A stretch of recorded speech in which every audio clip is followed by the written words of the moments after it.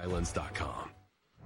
Steel Army has been waiting for a night like this here at Highmark Stadium. The Pittsburgh supporters left with a sour taste in their mouth as to how the 2023 playoffs ended. They're happy to have the Riverhounds back home again, and we meet the starting lineups brought to you by INSTALLMENT, beginning with Rob Vincent and the Riverhounds. No changes to the team that drew with Phoenix Rising, and why should they? In fact, this is the same lineup for the third game in a row, so consistency there from coach Rob Vincent. 3-4-3. Watch out for the wingbacks Biasi and Etu, both going up at the same time, and they'll be pushing Griffin through from midfield, looking for his incisive passes. On the other side for Hartford, this is a team that was very hot. All of a sudden, they lose their last two games of the season, but this is still the group that has the full trust of Brendan Burke. Two changes to the side that lost at Lou City. Anthony Sahaha back in goals. John Bernard drops to the bench. And then a tactical change. Beverly Makangila coming into more of a defensive midfield position. Junior Moreira, the wide attacking winger, goes to the bench. And with that, they're going to have, we think, 5 in the midfield. And they've done that to combat Pittsburgh's strength in midfield. There's going to be a real battle for that ball in that midfield space, I would suggest. Now, you and I, Gary, were chatting coming into the week. You look at every single matchup around the league, and I promise, although I guess the folks at home have no reason to believe me, I'm just going to have to ask you to believe me here, but we chatted coming in that this, of all the playoff games, is probably the hardest one to predict, because on paper, and based on what our eyes have told us as of late, is the most even of all the matchups. It is very even. If you look at Pittsburgh home record, only lost 3 of their 15 games at home this season, so they're very strong at Highmark Stadium. But Hartford had a 6-match away winning streak, which takes some doing. And on top of that, they won the Jägermeister Cup away at Sac Republic. So Hartford fantastic on the road this season. Pittsburgh really strong at home. To your point, very difficult to call this match. That's what makes it fun as a viewer. We have no idea what to expect tonight, other than 90 and perhaps 120 intense minutes out of these two teams. It's Pittsburgh in their trademark black and yellow from left to right. Hartford in their white from right to left. Eligio Araguin is the referee in green. A train rolling by on the tracks just beyond the far side of the field as we get things rolling now in the USL Championship playoffs.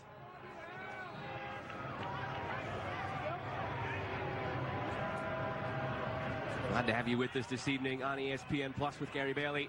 I'm Joe Malfa.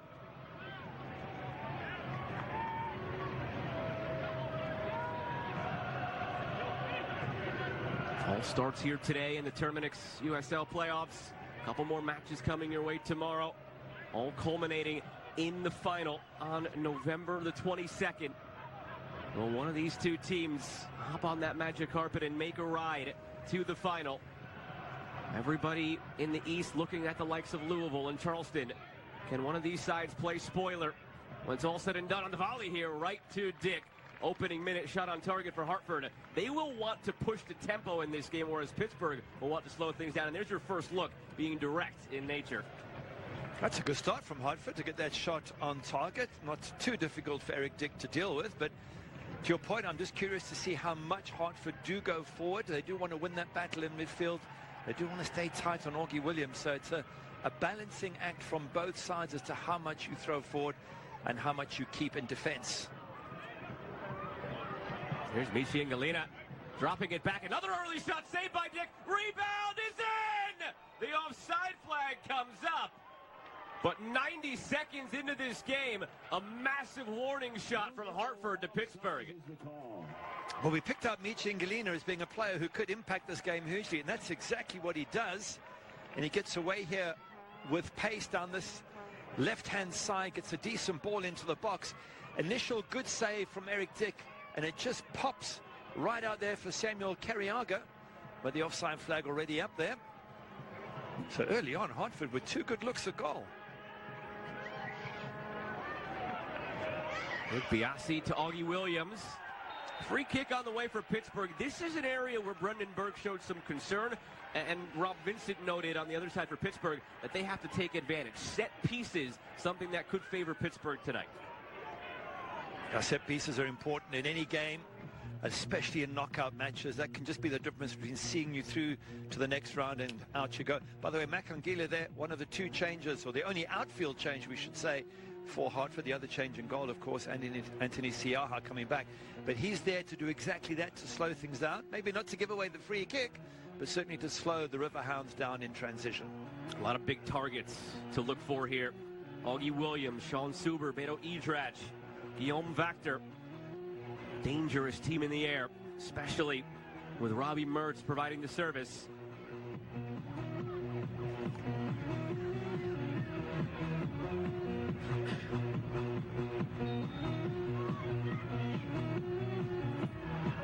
Mertz, Williams, glancing header. He put it wide, nobody making that back post run. That's not a bad chance there. Augie Williams, he's got a header from what, 15, 16 yards out. I'm not saying he's going to beat Siaha, but if he gets it on target, he might have forced the keeper to make a save and push it back into traffic. Just fancy a player of his ability. Augie Williams should have found the target there. The game hasn't wanted you to speak much, Gary, but give us your keys to the game. Building a win presented by 84 Lumber. For Pittsburgh supply Augie Williams, that's got to be the main thing. He's their top scorer. He's just a wonderful player. We've seen him in the league year after year scoring goals, and this is a sort of game in which you need him. For Hartford, you mentioned set pieces. Funny enough, Brendan Berg picking that out as their big talking point as well. He said we have a height advantage over some of the Pittsburgh centre-backs, and we intend to use it from throw-ins and corners and other set pieces. Yeah, that was something they picked up from their loss last week against Louisville, where they looked at that Louisville side and felt that they just use all those moments as Carriaga goes for goal and flashes it high. But a Louisville team last week, between corners and free kicks and throw-ins, where they just took it to Hartford in that 1-0 win over Hartford. Brendan Burke wanted his team to pull some of that, to your point. Use the throw-ins, use the corners, use the free kicks, find a way, and they have their first corner here of the evening. Corner brought to you by Cohen Markets.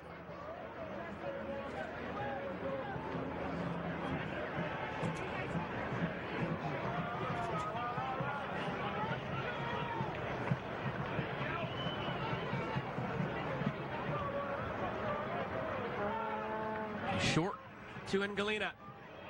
Work back for Anderson, deflected on the way through. Offside. That's something that comes off the training ground, but you have to make sure you time it up right coming off the corner flag. 100%. That sloppy play there from Hartford. They know they have to get onside. And as you say, you would have practiced that time and time again in training. So lost opportunity, because the ball not back in the box was a good one. But just to pick up on the back of that Lou City defeat to Hartford and the pressure that Lou City put on, and coach Brendan Burke saying that was the best possible lesson they could have the game before the playoffs. He said the efficiency from Lou City was phenomenal. If you look at touches in the opposition box, which is always a good measure of how good you were going forward, 52 touches for Lou City, just 8 for Hartford Athletics. So a lesson, as you say, in how to get the ball into dangerous areas, and the only question stays, have they learned from that lesson? Tonight's injury report brought to you by Allegheny Health Network, the official medical provider of the Pittsburgh Riverhounds. Clean bill of health reported by both teams, which you like at this stage of the season. Into the playoffs now. And a corner coming for Pittsburgh, brought to you by Cohen Markets. You see Augie Williams waving his arms to the crowd, wanting the Steel Army into it more early here, 7th minute. And they have an opportunity. And again, these set pieces for both sides. If you can get one in, you go 1-0 up. In cup matches, 1-0 up is psychologically so much more important than a league match where you know you can recover next week. Here, no recovery, you fall behind, the pressure really gets ratcheted up.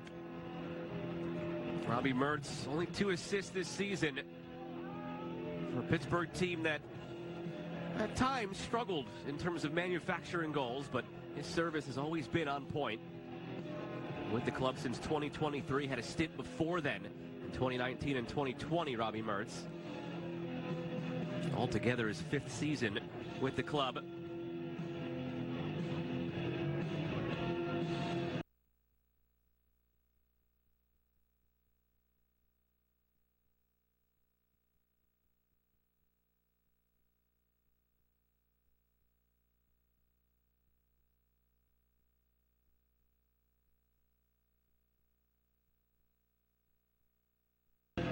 Mertz drops it in. Sample was closest. I don't get to do it again. I'm sure if there was soccer taking place, they were wrestling, because there was all sorts of pulling and shoving and holding on. Impossible for the referee and his assistants to keep an eye on everything. Second effort from Mertz. We'll have a third bite at the apple here. Deflected. Hartford holds strong for now.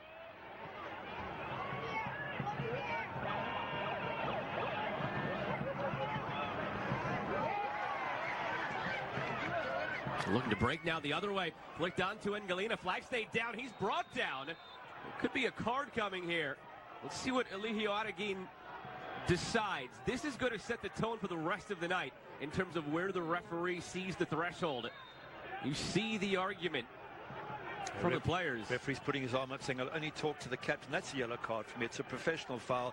Luke Biasi had to make it because Ngalina was gone.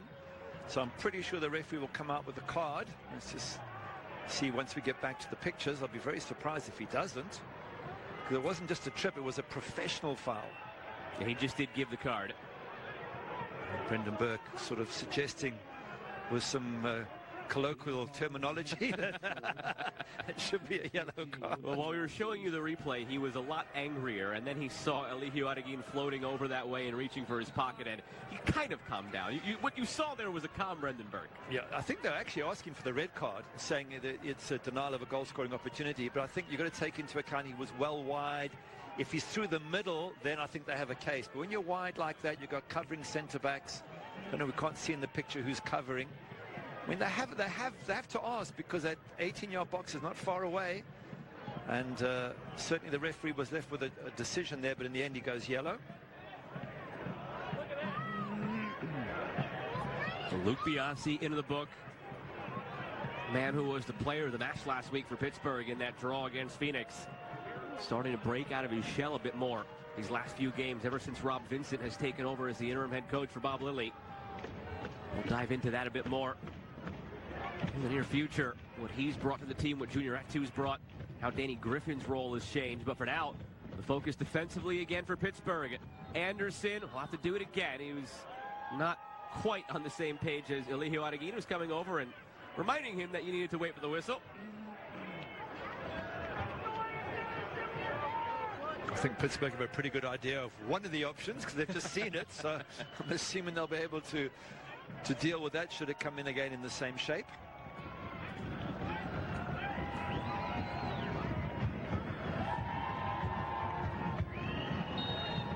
Eric Dick ready. Anderson goes the different option this time, plays it short. Comes back for Samaria. He delivers, and that was much ado about nothing in the end. So Luke Biasi commits that foul. One of the biggest things we took away from our chat with Rob Vincent was giving the likes of Biasi, Etu, and Griffin more offensive freedom, whereas under Bob Lilley, one of the small tendencies was for those guys to be a little bit more defensive-oriented. Yeah, Rob Vincent saying he hasn't made many changes. It's more a little tweak. That is one of the tweaks. And if it works, you'll say, well done, Rob Vincent. And if they're pushing up, they get caught in transition, you'll say, well, maybe he should have stuck with Bob Lilley the way he does it. It's very difficult as a coach. You're only ever correct when you win a game. So it's a brave decision, and I think the fans love it because they push forward a bit more. Pittsburgh, we've seen Danny Griffin's numbers go up a lot in the last few weeks in terms of his passes in the opposition third because he's pushed up more often. Bob Lilley still on administrative leave from the club. Brendan Burke actually alluded to it in our conversation with him as well. To your point, he's also noticed that uptick from Biasi, from Etu, from Griffin, and that more attacking mindset that an interim manager in Rob Vincent, who was a former striker, brings. He's seeing it through a striker's eyes. But Brendan Burke noted, to your point, with that comes more avenues through Pittsburgh defensively. Under Bob Lilley, they have been one of the best defensive sides over all the years. So you wouldn't want to tweak too much. And Rob Vincent there in picture has done very little to change it because he said, why change something that works so well? Samaria off the throw, bending it toward that back post. Dick again there. Some concern here for the opponent as he's the one, Eric Dick, waving the trainers on. I think as he caught that, Eric Dick, maybe his elbow was out, which he's allowed to do because he's catching the ball, and that might have just caught the Hartford player. Have a look here as the ball goes up. Dick, who's a really big guy, gets up and watch the arm there as he catches it. Maybe not the arm, maybe it's the back of his head that actually collides. Have a look here. These arms don't, yeah, it's the back of his head that collides. So that's painful for whoever's on the receiving end of that. I believe it's Joe Farrell. He's up on the long throw in case it had gotten flicked on. Just by the way, while we have a moment, let's just go back to that yellow card for Luke Biasi, because Brendan Burke on the bench there, very upset. The players themselves saying red card. He wasn't way out on the left, but he wasn't central. It's one of those decisions where referee Elio Aregin's got to decide, could the player with the ball, Mishi Ngalina, have been directly through on goals with a goal-scoring chance, or would the defenders have been able to cut him off? Given Mishi's pace, I think that's a touch-and-go decision. And should this match not go Brendan Burke's way in picture there, he might very well come back to that moment as a pivotal moment in this game. Brendan Burke has come here and won before. 2018, in charge of then Bethlehem Steel. Took a very interesting group. We were reminiscing on that roster this week. You had the likes of Brendan Aronson, who 4 years later would feature for the United States at the World Cup. A ton of players who've gone on to MLS. You even had Brandon Aubrey, who's now the best kicker in the NFL, who was a center back on that team for Bethlehem Steel. So it was fun looking back at some of the names. The biggest takeaway, James Chambers scored the game-tying free kick for Bethlehem Steel. Now the manager for Colorado Springs, the title-winning team last year. So he has come to this field, Brendan Burke, as the head coach, and won a playoff game before. I'm trying to do the same with Hartford.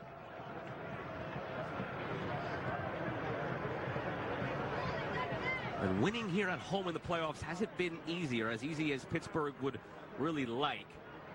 We mentioned it earlier. They're trying to avenge a little bit of a defeat here from 2023. Wow. Look at that egg under his eye. And this was that defeat. They were the top seed. They were the Players' Shield winner. And they end up falling on a late goal to Detroit City, 1-0. Last year they were on the road for their lone playoff game. This year back home. Trying to erase this from their memory.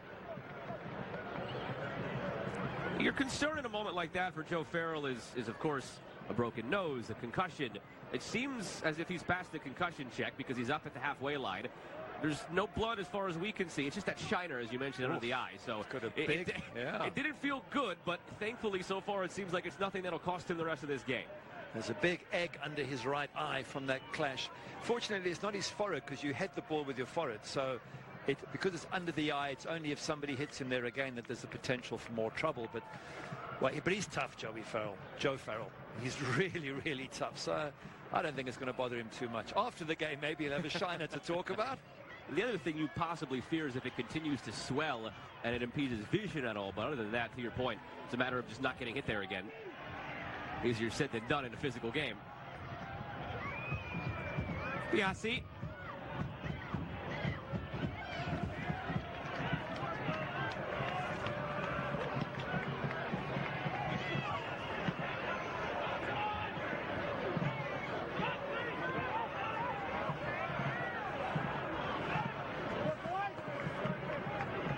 There's Junior at 2. Ball hasn't found him much for the first quarter hour. He stretches up and down that left side. Here he goes on a run. Charles All cuts inside instead. Mertz delivering toward Williams. Curls just behind him.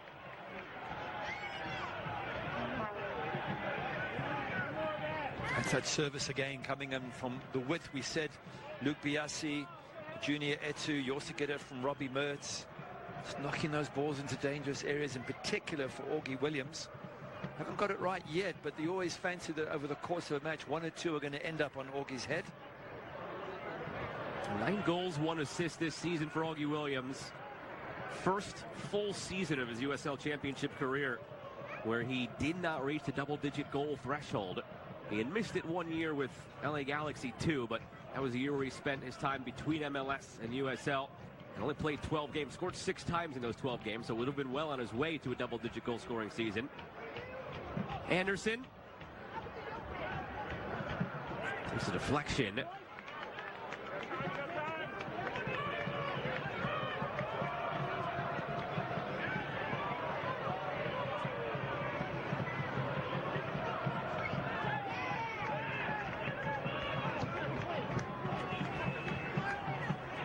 He's topped the 80-goal threshold in the league. Augie Williams, just the 4th in league history to get there. We ask that you enjoy yourself, but also do so in a responsible way that's considerate of those around you. Thank you so much for joining us. He's such a clever player. He's got pace, he's got heading ability, he's got football IQ. He just needs the service, and let's say over the course of 90 minutes, the chances are that something's going to come in from Robbie Mertz or Charles All or Danny Griffin, Bradley Sample. One of those is going to get a ball through Augie, and then the question is, what does he do with it from there? Chances are he gets it on target. A free kick on the way now for Pittsburgh. Makangila again, that's 2 free kicks he's given away in this match so far in his own half. Just wondering from previous games whether the 2 losses for Hartford back-to-back now will have any impact on them after the most wonderful run, including beating Sac Republic in the Jägermeister Cup. But they were totally outplayed by Lou City last match. They lost at Tampa Bay and didn't perform. Sometimes it's just about rhythm and confidence, and there's 2 losses. Just wondering how it impacts them in this game today over 90 minutes, especially if they go 1 behind. It was that Tampa Bay game that really perturbed Brendan Burke. Felt they had no business losing that game. It was one of their poorest showings they've had since the early season. He could live with that Louisville loss that you referenced for last week. There were lessons they learned in it. They went toe-to-toe, lost 1-0. Here's that 2, end line in front. Griffin was the closest. Siaha is able to gather. Wants to go quickly here. Finds the outlet finally.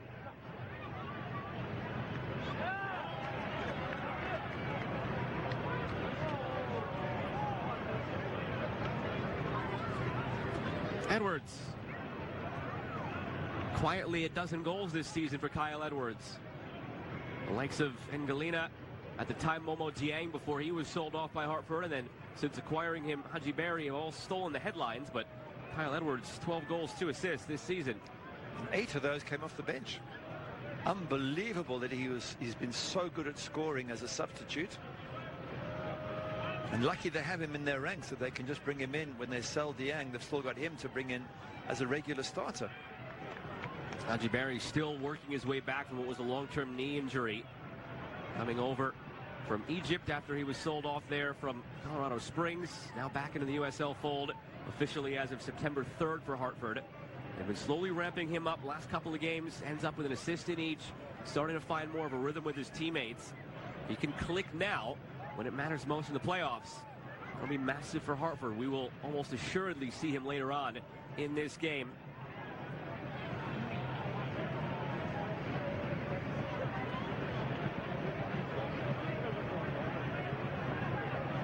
And Galena starting his run was pointing forward in space. Here's Edwards.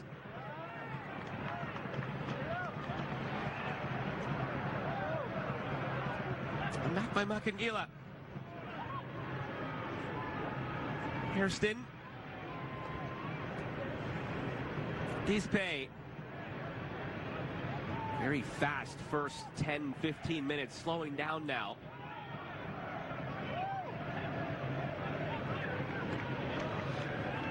Now, it's been a good start by Hartford. Just looking at the first 20 minutes, which is a small barometer on where the match is at. They've looked a little bit sharper. They've had probably the better attacking opportunities. There's that question, yellow card, red card or not for Luke Biasi, bringing down Mishi and Galina, professional foul. So if anything, you would think Hartford's had slightly the better of it, but that doesn't count in a knockout match like this. It's all going to be about the result at the end of the day. Well, they thought they'd found the net 90 seconds in. Offside flag, though, came up on Carriaga. It was tight margin, but offside was the correct call. Williams. Mertz. Feeds it inside for Bradley Sample. Beto Edrach. Sample.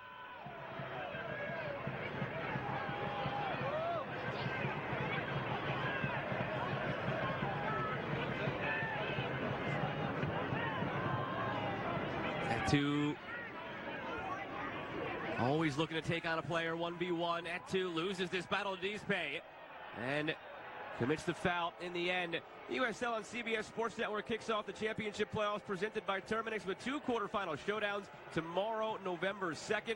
Eastern Conference 2nd seed Charleston Battery taking on 7th seed Rhode Island. That's at 2 p.m. Eastern. Western Conference 2nd seed Sacramento Republic battles 7th seed Orange County at 9 p.m. Eastern, both on the CBS Sports Network.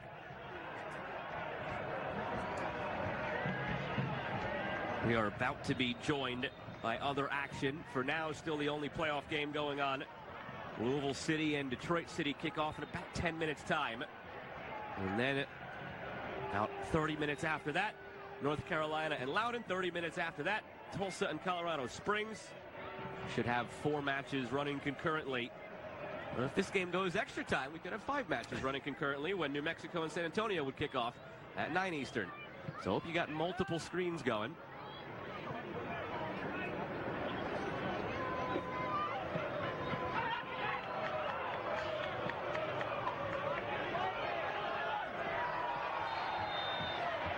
This game has been sneakily physical. There's no bad blood between these teams. They met a while back. They met twice this season. Both wins for Pittsburgh. Although Brendan Berg feels you could throw out the first of those meetings way back at the beginning of the season when Hartford were still missing a lot of injured players. Because of that, had to play a different style on that night, which was a recipe for disaster. Ref having a long chat with Mishi Ngalina there because he feels he was pushed early on in that move. Comes back and wins the ball. Looked cleanly, but he was blown up. So you can see super frustrated. And of course, he was tripped earlier by Luke Biasi for the yellow card. So causing all sorts of problems down that left-hand side. And maybe you refer to those 2 losses when they played Pittsburgh. Maybe this is a chance for Mishi Ngalina to just threaten that back line a bit more, push Pittsburgh back. So the first match wasn't close, but the second one could have gone either way, Brendan Burke reckoned. So this is a chance for Mishi to have a real impact on this game. Mertz at 2. Williams making his run, deflected. And Siaha gathers again. Slowly but surely the possession edge starting to creep up in Pittsburgh's favor. Now up near 60-40. Neither of these sides are particularly noted for having large control of the ball, but somebody's got to end up with the lion's share of it on a night like this. Seems like Pittsburgh is settling into that role of the possessor while Hartford wants to just counter when they can, which is a strong suit given the horses they have up top.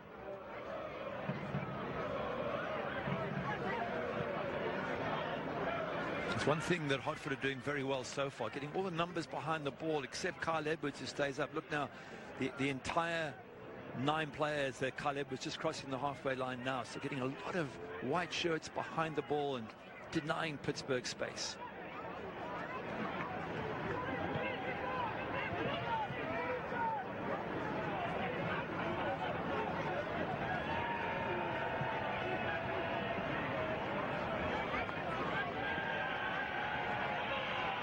Roll for Pittsburgh. 20 minutes to go in this first half with Gary Bailey. I'm Joe Malfa. Happy to have you with us on ESPN Plus as we raise the curtain on the 2025 USL Playoffs presented by Terminix. Hedrach. Vactor at 2.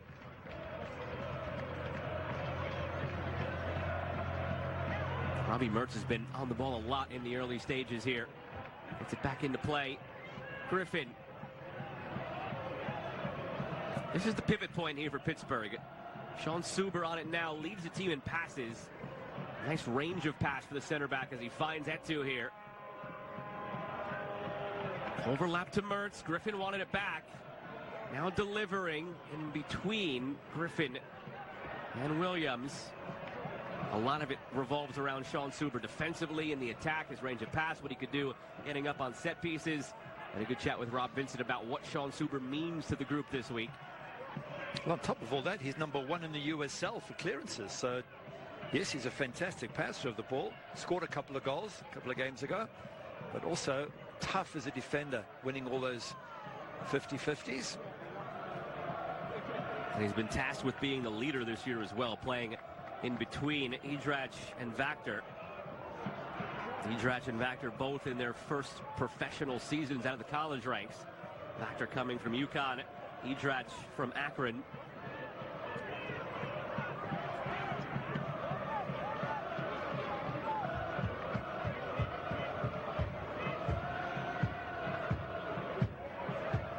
At 2. Starting to advance a bit up the field now, Hartford in their press, but Pittsburgh break it down through at 2. Anderson cuts it out. Top of the broadcast, we spotlighted Haji Barry and Michi Galina as players that Brendan Burke has had elsewhere and knows them well, playoff experience with them, with the switchbacks. So too, Sebastian Anderson, 2019 through 2022. He went on loan each year from Colorado Rapids to the switchbacks under Brendan Burke, part of that 2022 team that made the conference final. So there's a few players out there that he has playoff experience with. Just thinking, conversely, Pittsburgh have a couple of players who were there in that defeat 2 years ago. I'm guessing Robbie Mertz would have been there, Danny Griffin. Not sure if any others would have been, but just those two alone would have said to that locker room, hey, it was a horrible feeling. Losing at home in the playoffs, I don't want to go through that again. Another free kick here in a dangerous wide area.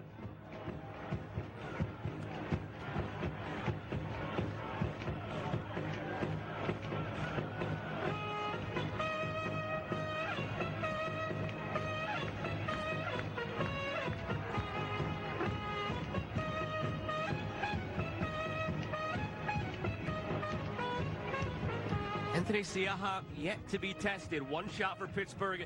It was not on target. Terrific season he had for Hartford, coming over from Monterey Bay previously.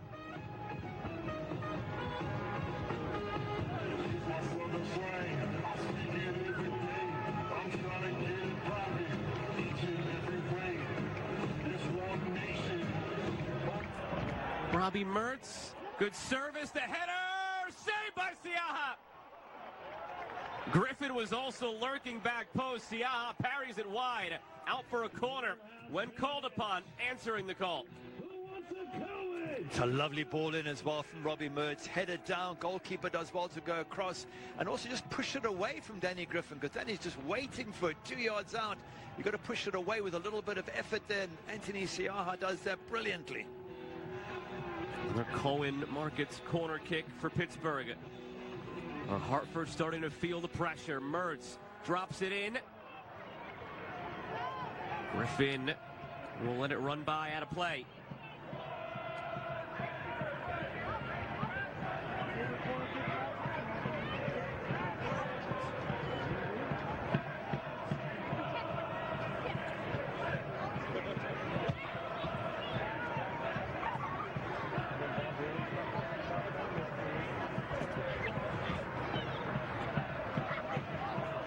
Was a good header at the far post. I think it was from Luke Biasi.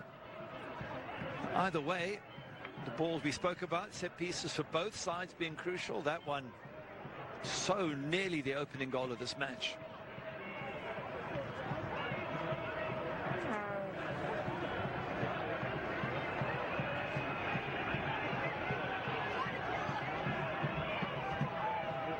Half an hour gone, scoreless. That was your first shot on target for Pittsburgh. Their possession edge continues to creep up at 66% now. Griffin darting through. Williams just gives way so he can feed it wide.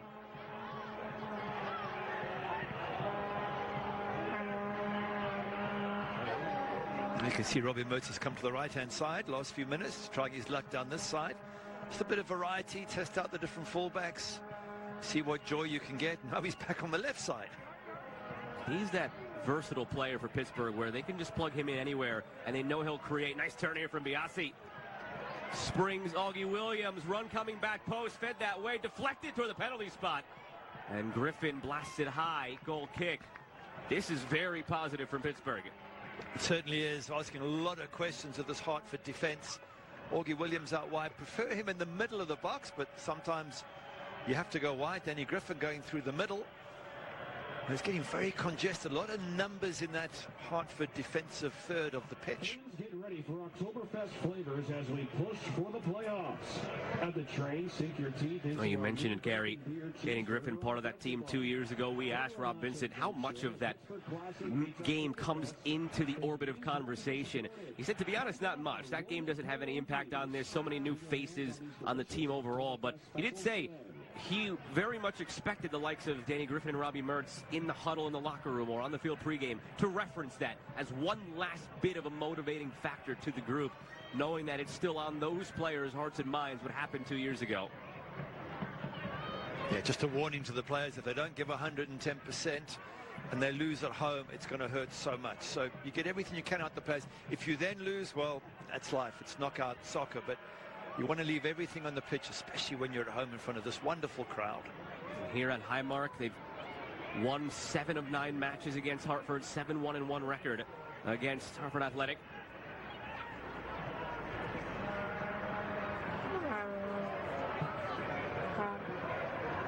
Haven't called Eric Dick's name in a while. He had a busy first 5 minutes, but it's really been quiet since then. He'll keep it that way if he can. Just looking at the goalkeepers, and 2 excellent goalkeepers here. Eric Dick, as we mentioned, 11 clean sheets, second year running. He's had double-digit clean sheets. He's been a wonderful keeper of the year last year. And Anthony Siaha, what a good signing he has been for Hartford Athletic, because he too is, what, 6'5", dominant, and really has had a fantastic season, making some crucial saves. We've got a long way to go before we start having that conversation, Gary, but should this go to a shootout, you've got 2 terrific shot stoppers on either end. There really isn't an edge to either side if we get there. Yeah, I think that's a very, very fair comment. I think it was Brendan Burke, was he saying that they had a penalty shootout earlier in the year? That was the Pittsburgh side against Portland in Jägermeister Cup. So Rob Vincent did feel some confidence knowing they've had that experience in a hostile environment. But that's something else, as you mentioned, between Open Cup and now Jägermeister Cup, a lot of these teams do have penalty experience throughout the year that otherwise wouldn't be there should we go that route. So a long way to go before we entertain that conversation more seriously. Biasi.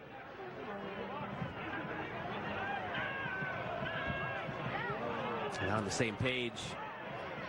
Get ready for all the exciting postseason action as the USL Playoffs presented by Terminix kick off here in November. Top teams battle it out for the ultimate prize. Go to USLChampionship.com for all the latest playoff information.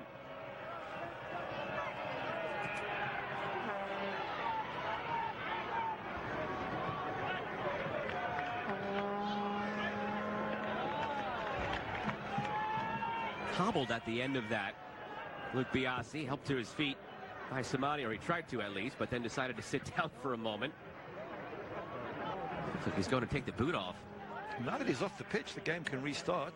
Just wonder whether it was worth keeping a foot or 2 on the pitch just to force the decision for the referee to slow the game down.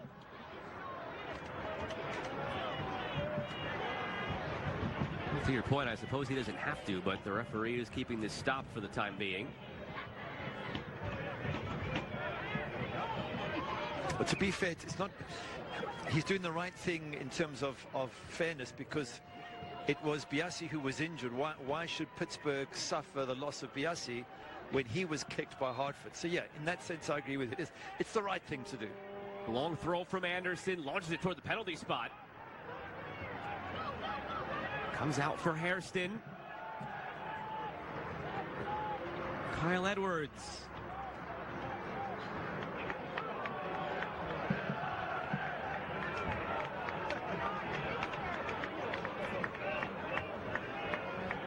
The action has begun in Louisville. Scoreless through 7 minutes against Detroit City. We'll have a live look in at halftime of that game.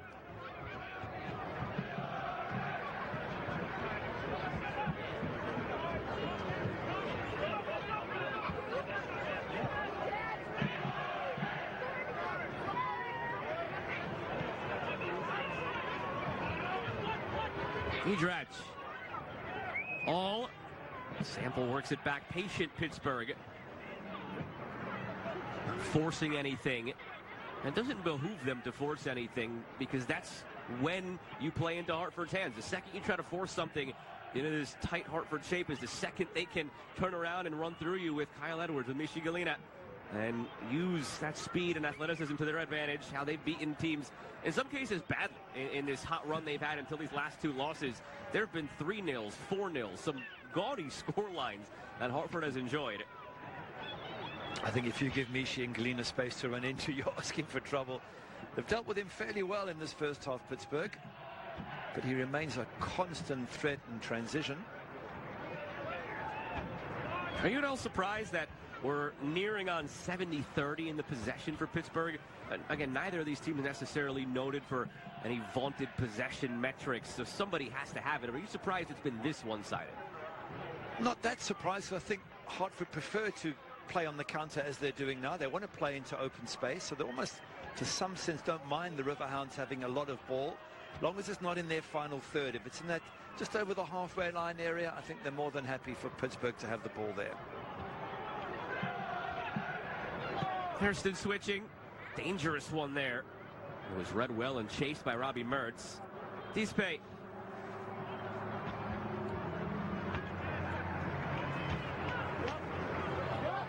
Perfectly weighted ball. It's in behind the Charles All. Augie Williams making his run. So too is Robbie Mertz. Augie Williams upset that the ball didn't come his way immediately.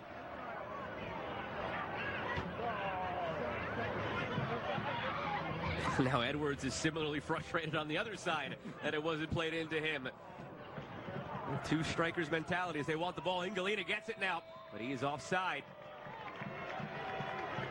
Still upset about it. Kyle Edwards slapping his knees there in the background. He was gesturing into space. I think Ingolina there just with his hand signal saying I needed it quicker. I made the run. You got to, oh, I tell you what, it's close, isn't it? But he wanted that ball a split second earlier as he starts the run. But good idea from Emmanuel Samadia. And again, that's that threat. It's that pace of Ingolina, then it's Kyle Edwards getting in the box to be on the receiving end of something. That's that combination that threatens Pittsburgh defense.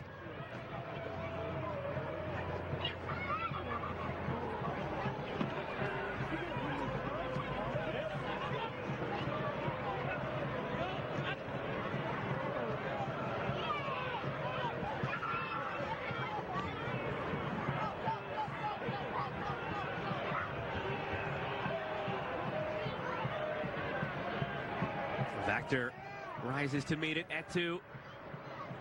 Pinballs around a bit. Dispe just gives it right back. Danny Griffin. Ricochets out to Mertz. He lets it run by. Throw for Pittsburgh.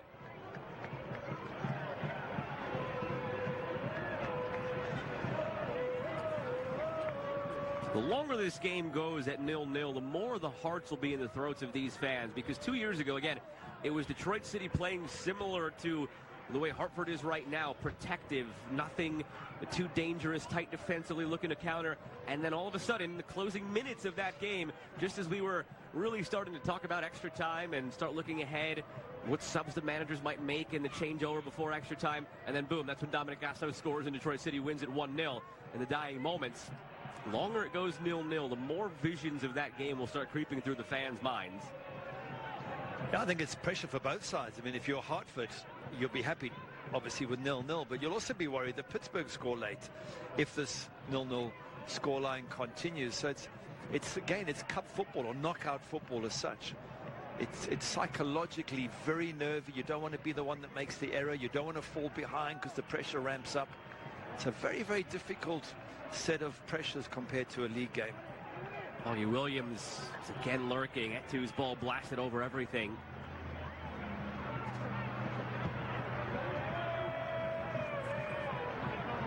Select is proud to be the official match ball supplier of the USL Championship. From the academy to the big leagues, Select is there every step of the way. Visit us.select-sport.com for the latest product specials and more. Select, the player's choice. Mertz turns into space, blocked by Dispe. Would have loved to see where that would have ended up. Seemed as if he struck it well.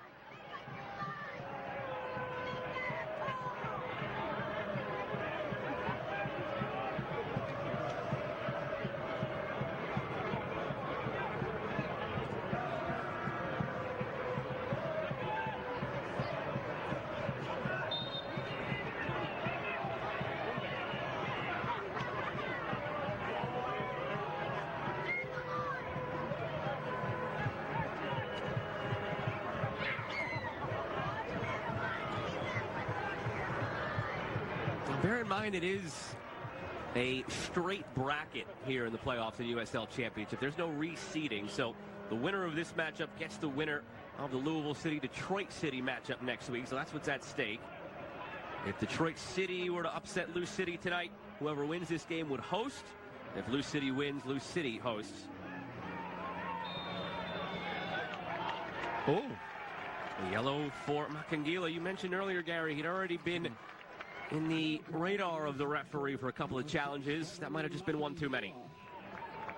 that's been his job there, to try and shut down Pittsburgh Riverhounds. I've got a feeling that they might pull him off second half. He's leading with his arm there, because they did play 3 up front. Now they've got 2 up front, and they brought him in as an option.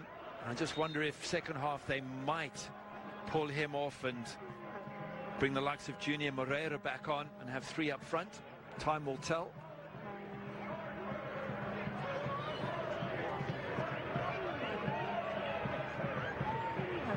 That's been a good a decent first half for Pittsburgh. Interesting, Rob Vincent. So I think it's his 4th match in charge. 2 wins and a draw. Drawing here in this match, so he's never sort of known the tough side of it, being down as yet. I think Rob must be very happy with the impact he's had on this Pittsburgh Riverhounds side so far since he's filled in for Bob Lilly.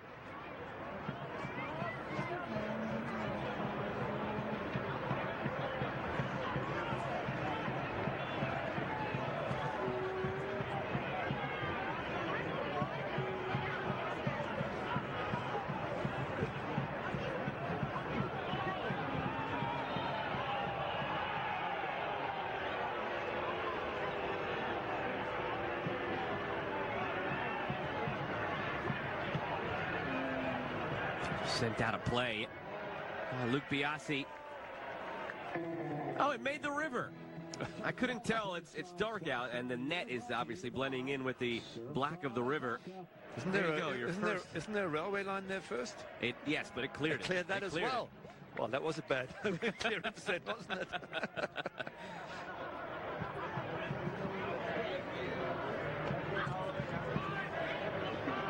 That is 9 balls that have been lost to the river this year. So it's a good thing that deal is there with Select, because they go through them.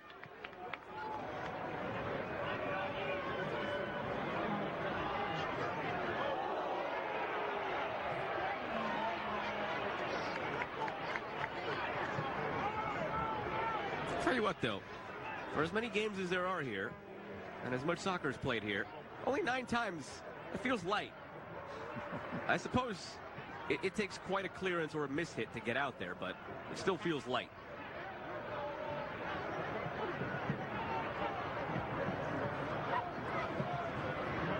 There'll be 3 minutes added here in this first half. Most of that for when Joe Farrell went down early in the first half. 3 minutes.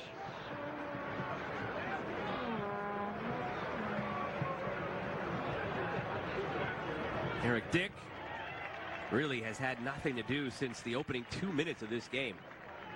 He had 2 shots in 2 minutes. The second save that he made ended up with that offside goal, but he was tested nice and early on. Balls like that for Eric Dick, and on the other side, Anthony Siaha. They're both 6'4", 6'5". They're going to come all day and catch those. You can't put those sort of balls in the box to goalkeepers of that stature. So the quality has to be a little bit better. Just wondering what the coaches are going to say at halftime. I'm guessing both of them are going to say, so far so good, let's take it up another level. I think the substitutions in the second half will dictate how positive either side is going to be. But so far, as we sort of thought it would be, it's tight, it's close, there's not much given away by either side. You always have that interesting song and dance for managers in the second half as well, because normally you're looking at the 60-minute mark for those substitutions, but tonight if you bring somebody in at the 60-minute mark, they could be playing an hour, not necessarily just 30 minutes. So do you now look to make those subs at the 80-minute mark, and what does that do to the middle third of the second half? It's all those extra little added bits of strategy in this chess match that you don't have to deal with in the regular season, but certainly enter the mind now tonight.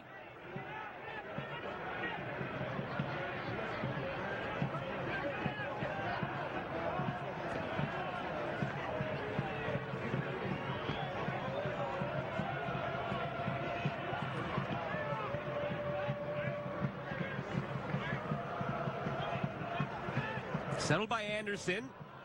hopeful, but wide into this final minute of stoppage time now in this first half.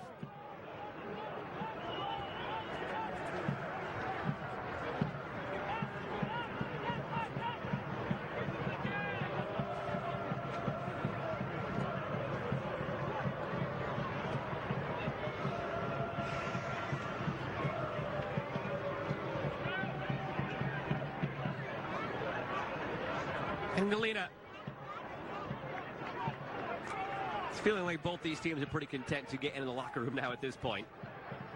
Yeah, because it would have been your first objective is don't concede, so they'll both feel they've achieved the first objective.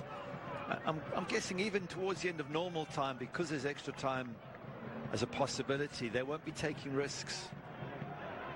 But it just takes one little moment, just one moment of magic from either side, or an error, and suddenly this knockout match will come to life. Is there one last effort here, or will it just be passed around the back as the whistle goes? Set long by Suber. It's out for a throw. They like that long throw, Pittsburgh, but will they get a chance to take it? No, they will not. The first half ends scoreless here between Pittsburgh and Hartford. Yeah, very, very tight game. First 10 minutes, impressed with Hartford. They had a couple of little half chances, and slowly the Riverhounds have begun to dominate possession and space and been slightly the more creative. So both coaches will take positives from the first half, and both coaches will want something different to happen in terms in front of goal second half. I wonder what Hairston is upset about there with the fourth official. Certainly can't be still that yellow red card decision from Soder. It might be. Yeah. I'm with you, though. I never really saw anything more than just a yellow there. It was a quick chat there from Hairston. It was a very one-sided chat as he walks off now toward the locker room. So scoreless at the break between Pittsburgh and Hartford. One of these two teams will carry on to next week against either Louisville City or Detroit City. We'll have a live look into that game here coming up at the 84 Lumber halftime show. Scoreless between Pittsburgh and Hartford.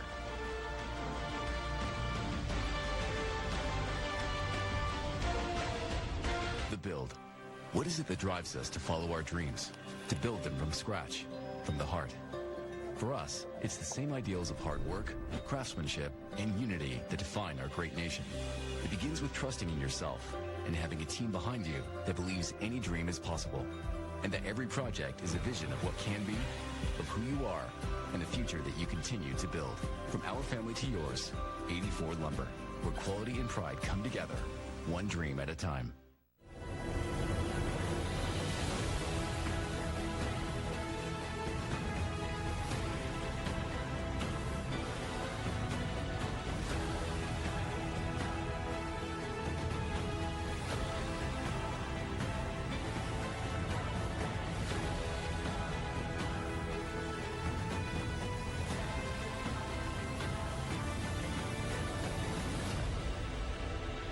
The road to puck drop begins on Penguins Tonight. A first look at the latest game news, stories from around the league, and so much more. Penguins Tonight, 1 hour before every game on Sportsnet Pittsburgh. Presented by Morgan & Morgan. The search is over. The content you seek and crave is now all in one place. SportsNetPittsburgh.com.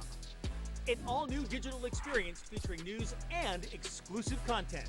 Get the latest coverage on all Pittsburgh sports teams, plus stream live games through S&P 360 and so much more. SportsNetPittsburgh.com is the one-stop shop for the best in Pittsburgh sports. On your screen and in the palm of your hand. Check out SportsNetPittsburgh.com today.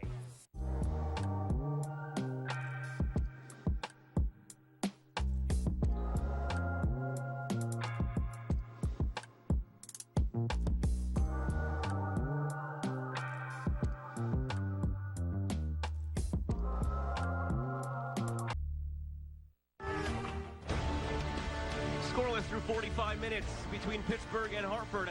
Halftime score brought to you by 84 Lumber. Let's take a look around USL Championship with some news and notes, shall we? As we're here in the first week of the playoffs. Your award winners this year: Peter Wilson, Golden Boot; Damian Loss, Golden Glove; Aiden Quinn, the Golden Playmaker. All three of those players, fantastic season. Speaking of, Louisville might have been the best season in league history in terms of the regular season, at least. Certainly by a points per game metric, and the likes of Sean Suber the Escartig were Ironmen throughout the season. The only two outfield players to play every single minute this season. Here's your scoreboard and schedule for the rest of this Saturday evening here in the USL Championship. We'll get to Louisville and Detroit City in a moment with a look in. But Gary, which of those other games sticks out to you? Everyone. Because they're all knockout. They're all going to be super exciting. You just don't know how it's going to go. Switchbacks lost at FC Tulsa. Was it last week or the week before? They got well beaten. They're going to go back and maybe they'll get a different result. Phoenix Rising have been getting better and they're a tough side, but El Paso got some exciting forwards. Detroit, for me, have the hardest game going to Lou City. That's not going to be easy. San Antonio found a little bit of form after a bad spell. Could they surprise New Mexico United? Maybe. Even Loudon, who have gone off the boil after a very, very good season, could still come right at North Carolina. So, yeah, every one of those games worth watching. And we'll take a peek in here at the Louisville City-Detroit City game. This is live. They're in the 24th minute. Only one combined shot in this game so far belongs to Lou City. You mentioned, Gary, this is going to be a difficult one here for Detroit City. Look, it's an 8 seed against a 1 seed. We've seen the 8 seed win in this league before, but there's just something different about this Lou City team this year. Yeah, it's Danny Dicchio. They're the coach for Detroit. They're just going to get pressurized by Lou City. You can see them there just penning them in. They keep putting pressure on them. And once they get the first goal and Detroit have to come out and start chasing the game, that's when they can get picked off. So, you know, but Detroit are one of those teams. They're a dogged team. If anyone can go to Lynn Family Stadium and just hang in there and keep it 0-0 until towards the end, and Detroit's one of those teams that can do it. It's interesting. Detroit City of old certainly were that team. This year, Danny Dicchio's side have had days where they could do that. They've had days where they really struggled to do that. So we'll keep an eye on Louisville City and Detroit City as the rest of the evening goes along. Tomorrow on CBS Sports Network, you've got Charleston, Rhode Island at 2 p.m. Eastern, Sacramento, Orange County at 9 p.m. Eastern. Both of the 2 versus 7 matchups. These are another 2 fantastic matchups here, Gary. Oh, aren't they just? For Charleston back here at home have been great, but Rhode Island, didn't they beat them there last year? They did. The playoffs? Conference final. Yeah. So Rhode Island, they're one of those sides. They've got so many good players. If they pull it together, they can be fantastic. I guess you could say the same about Orange County. They've got some real quality there under Danny Stone. You would fancy Sacramento Republic at home, but Orange County always capable of a good result. Your biggest takeaway from this whole segment should be that any team can win any game here this weekend. That is life in the USL Championship playoffs. Any team can win this one still. Scoreless between Pittsburgh and Hartford. More to come from Highmark Stadium. Good afternoon. Thank you so much for being here. We appreciate it. This is an exciting day for the South Shore. Please welcome the owner of the Pittsburgh Riverhounds, Tuffy Schellenberger. Today, we are announcing and going to show you the plans of the expanding our new stadium from 5,000 to 15,000. I'd like to bring the players up here to unveil the renderings of the new stadium. And you know, you have to win in Pittsburgh. I don't care what you do. We're not going to quit till we win the championship, and then we're not going to quit after that.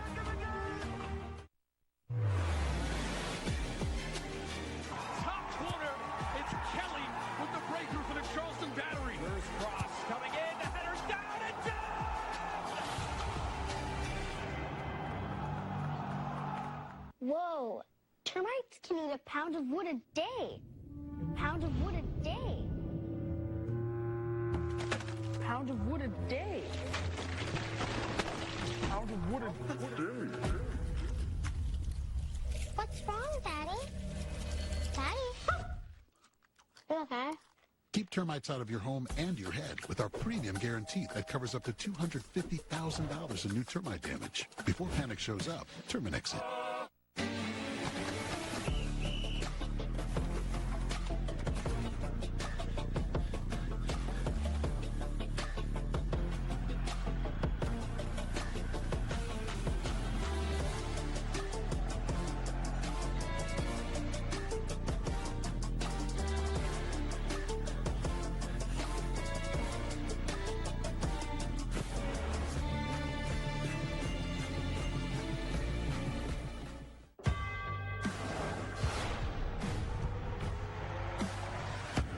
Tires in the USL help soccer journeys everywhere to drive harder. From city playgrounds to suburban sidelines, from early mornings to late nights, from fun with friends to winner takes all, from the biggest fan to the biggest heart. And at every turn, Prince Tires will be there for the long haul.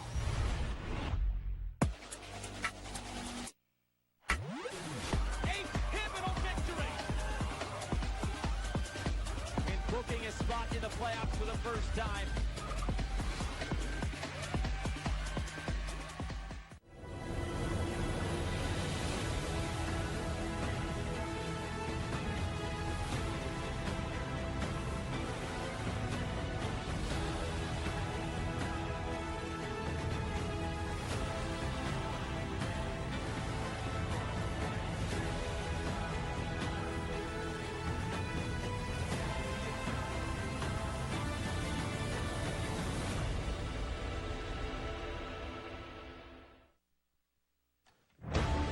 Fans may be experiencing a little nervous energy, but some liquid can change that. Pittsburgh 0, Hartford 0 through 45 minutes here.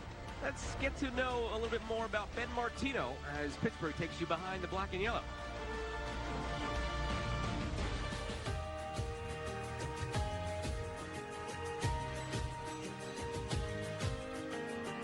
I'm Ben Martino and play for the Pittsburgh Riverhounds.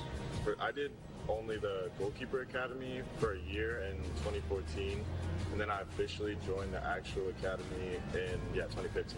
At that age, you know, it was more about just falling in love with soccer, and a couple years of that transitioned into, you know, I was starting to become a lot better goalkeeper. Benny was very consistent. Things that he needed to improve on, he would stay, do the extra work, but he was always mentally and physically prepared for anything that was kind of thrown in his direction. You know, he came through our system, and that's what we want to continue to have.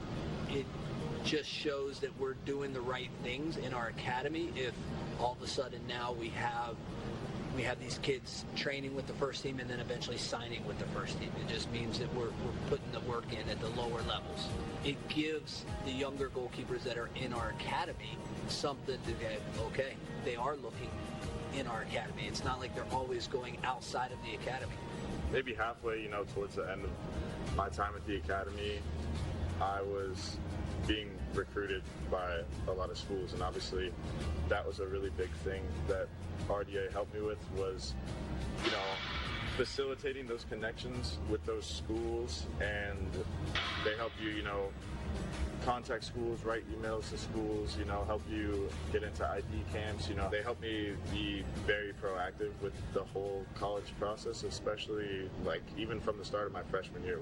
You know, there's no magic formula for the pros. They do the same thing that the academy goalkeepers do. They just do it at a higher tempo and a more consistent tempo. So, you know, Benny is great with taking Ryan under his wing, putting his arm around him, talking to him about little things, you know, whether it's in the middle of a drill or whether it's just when they're having water, right? So it's one thing when I'm talking to Ryan or Dylan, but it's a whole nother thing also when the pros are taking that time, you know, makes Ryan feel even more invested by it, into the system. And so if we can all just help each other out, then, you know, it's going to make for a great environment from top to bottom in the whole goalkeeping department. If you're in the right environment and you're willing to give it your all and give it your best, day in and day out, your dreams and your goals, anything is possible. And Benny, you know, he sets that. He proves that and validates that anything is possible as long as you're willing to put that work in.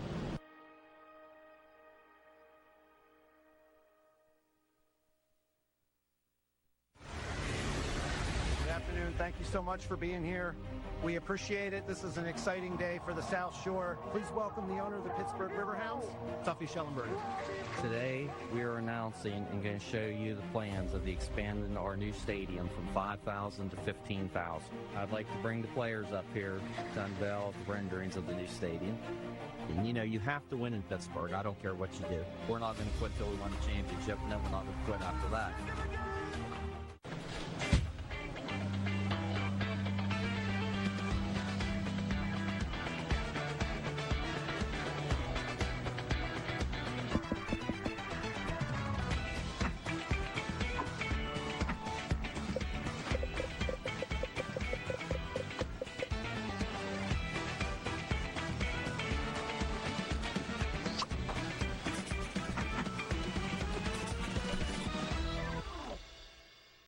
one gets you ready for puck drop like Penguins Face Off Live. Pre-game insights, analysis, and a word straight from the coach. Penguins Face Off Live before every game on Sportsnet Pittsburgh. Presented by Highmark Blue Cross Blue Shield. The search is over. The content you seek and crave is now all in one place. SportsNetPittsburgh.com. An all-new digital experience featuring news and exclusive content. Get the latest coverage on all Pittsburgh sports teams. Plus, stream live games through S&P 360 and so much more. SportsNetPittsburgh.com is the one-stop shop for the best in Pittsburgh sports. On your screen and in the palm of your hand. Check out SportsNetPittsburgh.com today.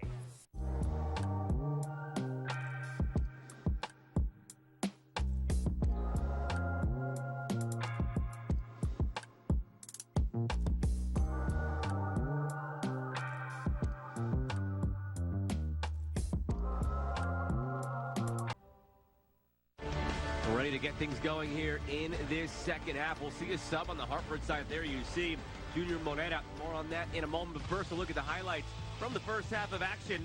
And highlights from the first half are brought to you by Corona. It's a long ball on that left-hand side. It just whipped in. There's a shot going to come up here. It's going to be a decent save. Actually, that's one of the easiest saves. There's a slightly more difficult one a few moments later. But early on, Hartford, impressive that they put some pressure on Eric Dick. Had some shots in that caused some problems. Now, is this the potential setting up? I think there's a centre-back ready to cover. So I don't think it's the last man for Dogso. Denial of a goal-scoring opportunity. Yellow card, probably the correct decision. But certainly Hartford were incensed and felt it should have been a red. And then slowly the sort of pressure moved to the other side of the pitch. Good ball in from Robbie Mertz. Header from Luke Biasi, I think it is. Good save from Anthony Siaha. Down to his left. Got to push it away from Danny Griffin, who was just ready to pounce on any ball that wasn't knocked out and away from him. And towards the end of the half, it was Pittsburgh Riverhounds on the front foot looking good. And this is where things really started to turn for Pittsburgh. From this point on, basically, they had all the possession in that first half. They finished with a 65% possession mark. The bulk of it came in the closing 15-20 minutes. Augie Williams not quite on the same page here as Danny Griffin. It was a bit behind him, deflected. Griffin couldn't do much with it. But as you see here, Gary, this is really a first half where Pittsburgh were on the front foot. Smoke billowing up from the Steel Army as we are ready to begin half number 2. Pittsburgh right to left in the black and yellow. Hartford left to right in the white. With Gary Bailey, I'm Joe Malfa. Happy to have you with us here on ESPN+. Eastern Conference quarterfinal, the opening game of the postseason here at Highmark Stadium. It did not produce the opening goal of the playoffs. The opening goal of the playoffs belongs to Detroit City, who have taken a 1-0 lead on Louisville City in the 35th minute. Well, there's a surprise. Did not expect that. I mentioned that sub a moment ago. Junior Moneta came on for Beverly Makangila, so they get the yellow card off the field immediately to Hartford Athletic. And that was the only outfield change from the last match. They went with the extra player in midfield, which worked well in the first half. He got himself a yellow card because of consistent fouling, but at least he stopped Pittsburgh, did Beverly Makangila. Now, get the sense that Brendan Burke's saying, hey, let's push forward a bit more. And with Mishi Ngalina on one side and Junior Moreira possibly pushing up on the other, it could be a bit more attack-minded. Robbie Mertz drops it for Junior at 2. Looking for a quick start to the second half. Remember, whoever wins this game gets the winner of that Lou City-Detroit City game. There's still a long way to go in that game, and we know the season Louisville City has had, so we'll see if Detroit City can hang on for the better part of an hour. Etu, end line, in front, deflected, save by Siaha. That came off of one of his own defenders, but he was alert to it. Junior Etu looking very sharp on that left-hand side, got a ball into a dangerous area. As you say, just came off a defender. So in the end, it just loops up for Siaha together. Augie Williams starting his run, calling for it.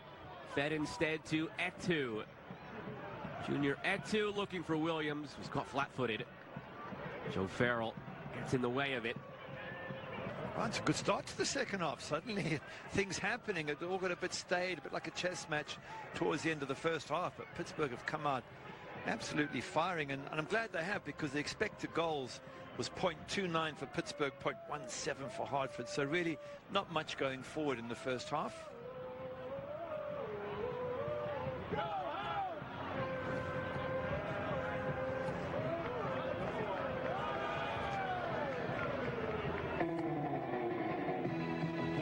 13th Surfside splashdown of the season. Nice little build on that left-hand side. Junior Etcher just whips it in. And not sure if it came off Danny Griffin or one of the defenders. Either way, it just pops up. There's no pace on the ball.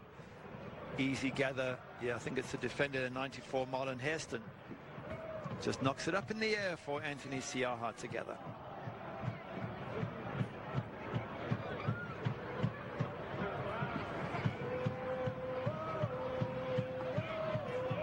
Well, neither of these sides can at all bank on Detroit City holding on over Louisville City. And it's not something they'll be privy to at the moment, and that game will end after this game ends. But without them knowing it, these two teams right now could be playing to host a game again next week, where we have a fixed bracket. The winner of this game gets the winner of Lou City, Detroit City. Detroit City, the 8th seed. These two teams seeded 4 and 5, respectively, Pittsburgh and Hartford. So whoever wins this game would host next week if Detroit City hosts it, or rather, if Detroit City holds on against Lou City. And that's great for all the fans to know, but on that pitch, there's only one thought in your mind. You've got to get through. Right. Because all that sounds great, and then you get knocked out. You know, you can be 0-0 going into the 90th minute, and the opposition score, and that's it. You're going home. So it's all about just getting through, and then you deal with the next challenge as it comes along.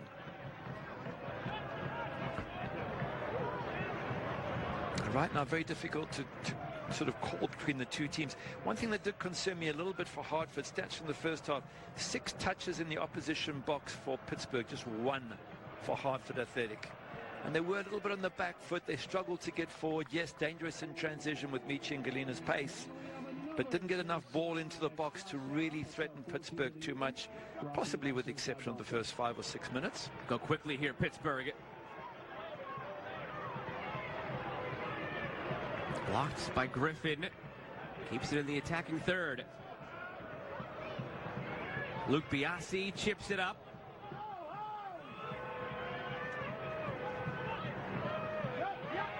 Holdy Williams. Bradley Sample for Robbie Mertz. Good movement this. Etu to the end line. Sample. Etu. Can he get a service in on his preferred left foot? Just ahead of Robbie Mertz.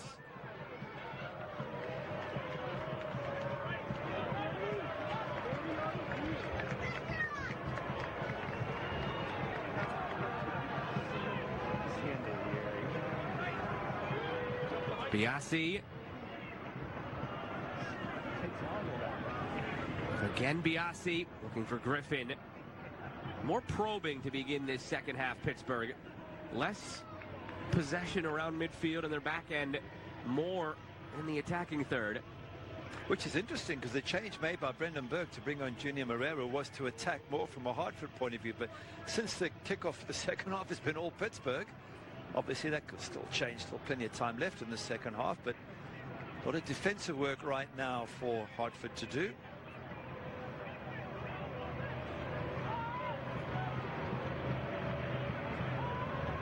As you look at some of the stats from the opening 50 minutes, possession still very much in Pittsburgh's favor. Shots are even, shots on target favor Hartford, but again, a bit of a misnomer there. Those two came in the first 2 minutes of the game. Haven't had anything since. Still just that one touch in the 18-yard box for Hartford, as you noted, Gary.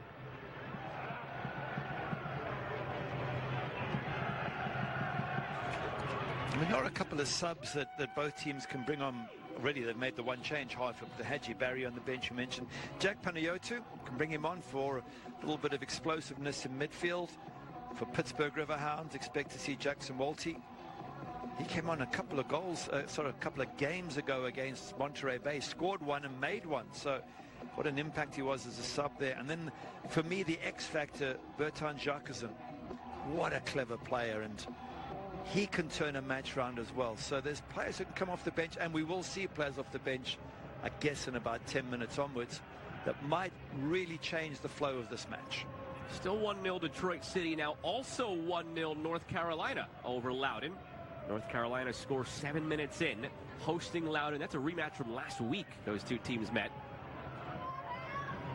Edwards for Michi and Galina going for goal. Eric Dick had it covered.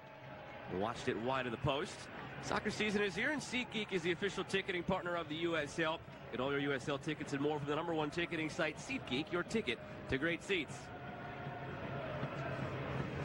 I mentioned Loudon, but that was the team that Brendan Burke said their season turned around with a 3-0 home victory on June 20th. And the run they went on after that was phenomenal. Beat teams like New Mexico 4-0 the following month. They got consistency, 6 straight wins on the road. I mean, it was just a run second to none. Probably in that period even better than Lou City, match for match. Just had a poor start to the season and a poor last couple of games. But other than that, it's been just the most magnificent turnaround by Hartford Athletic. And I'm glad what you point out there, the teams they did it against. It's not like they were doing this against teams that were below the playoff line or teams that, now looking back, never really had any shot at making the playoffs. If you would have said, oh, they beat Miami, oh, they beat Tampa Bay, or they beat Monterey Bay, different story. They beat Loudon, they beat New Mexico, they tied Louisville, they tied Detroit City, they tied Indy. They were going up against the best teams and pulling results. That's when Brendan Burke started to realize, yeah, this is a playoff team. There was a back-to-back between the Jägermeister Cup and the regular season where they twice visited Rhode Island and took it to their rival, where he was like, yeah, this team is absolutely a playoff team. They can accomplish something special. The question is, how high is that ceiling? What could they achieve? They already win that first trophy in the Jägermeister Cup and now playing for more. Well, because of that run, Brendan Burke got Coach of the Month for August. 5 wins and 2 draws. Well deserved. Could be in the running for Coach of the Year as well.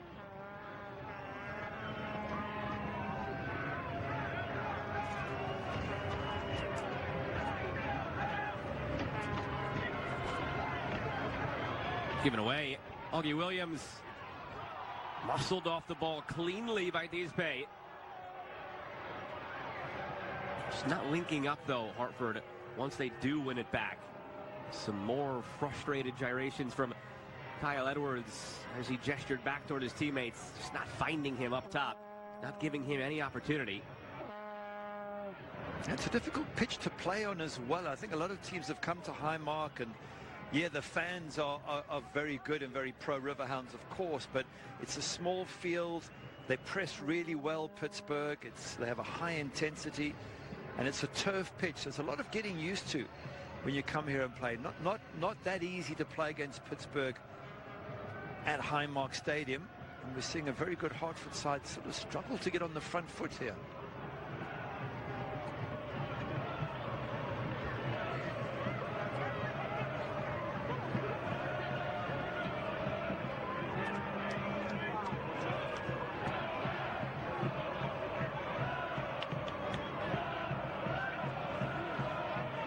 Carriaga and Galena cut off by Biasi. Robbie Mertz. All the way across for Biasi. Still Luke Biasi, Robbie Mertz.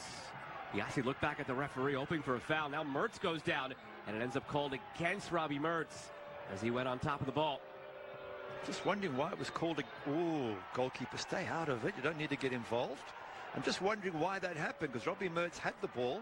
And that's all started by Anthony Siaha, who's got to be very careful here because the referee is going to take action, I would think. But Robbie Mertz didn't use his hands, and he was holding onto the ball with his legs. So I'm not quite sure why that's a foul. But Anthony Siaha's response is totally unnecessary. You see the sheer size of Anthony Siaha at a moment like this. It's really tough to contextualize when he's by himself in goal all game. He just gave Robbie Mertz a little pat on the head. It was like you standing next to me. And there he is, as you mentioned, just falls on top of it. Well, how was that a foul? I mean, you're using your body. And that's what Robbie Mertz is asking. Yeah, but then look at Siaha. You just don't see, got cut off too early there. Don't see Siaha come running out of his box to get involved. Well, I think it could turn spicy. We get into that last third of the match, or normal time, where things, as Rob Vincent saying a few words, things start to get spicier. Everybody knows that this is when one goal could decide the match, and there's no question tempers are going to start flaring. For Hartford, number 77, Anthony Siaha. It was Anthony Siaha and Robbie Mertz who picked up the yellows out of that whole exchange. I'm not quite sure why Robbie Mertz should get it. Anthony Siaha, I get 100%. I think to your point, Robbie Mertz has to feel really awkward coming out of that. Why was it called against him, whistled against him in the first place? And why did he get singled out for the yellow card on the Pittsburgh side? By the way, it did go to halftime between Louisville City and Detroit City, with the visiting Detroit City leading 1-0. Well, the debates, the arguments, they're all continuing on the sideline, on the pitch. Robbie Mertz is still discussing, or was discussing it. But this is what it's going to, this is now going to turn into more and more of a tense match now, because I think it's not boiling over isn't the right word, but it's really getting to the point where players have to manage their emotions, and every once in a while a player doesn't, and that's when players can either get yellow carded or even worse. Awaiting word on who will be coming off, but Jonathan Jimenez will be coming on now momentarily for Hartford. It's going to be Kyle Edwards, we're told, coming off for Jimenez. So it'll be their second substitution, Hartford, but their first substitution window, having brought on Morera at halftime.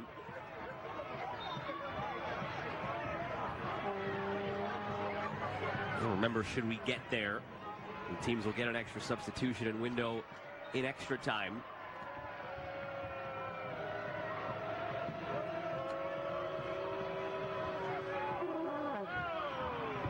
Ticking toward the hour mark. Nothing yet separating Pittsburgh and Hartford.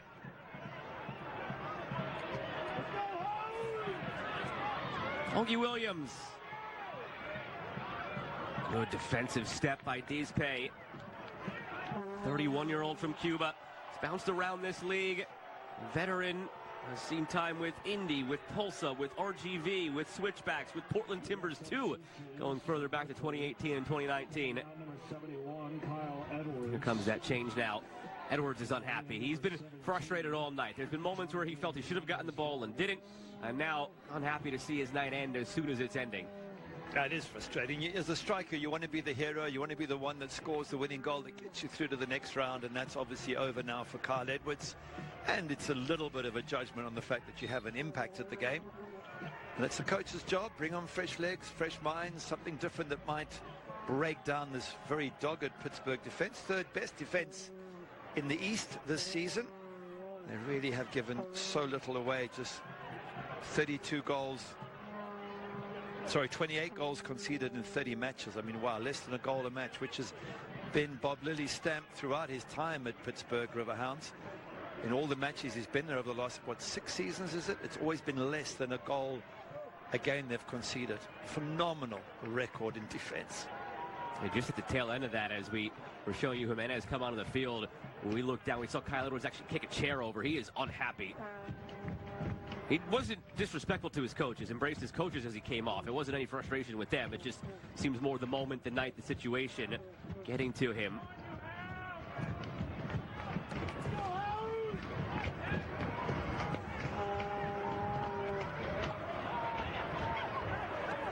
The Pittsburgh will counter with a sub of their own. Perrin Barnes will be coming on for Luke Biasi. Like for like switch of the wingbacks. It's a yellow card off the field as well in Luke Biasi.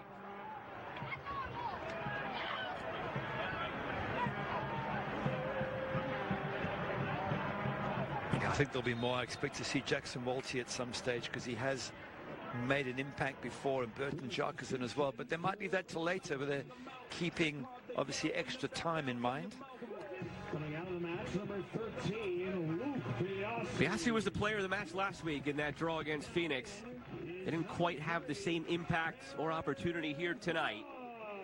A lot of the focus has been on the wingbacks ever since Rob Vincent has taken over as the interim manager for Pittsburgh.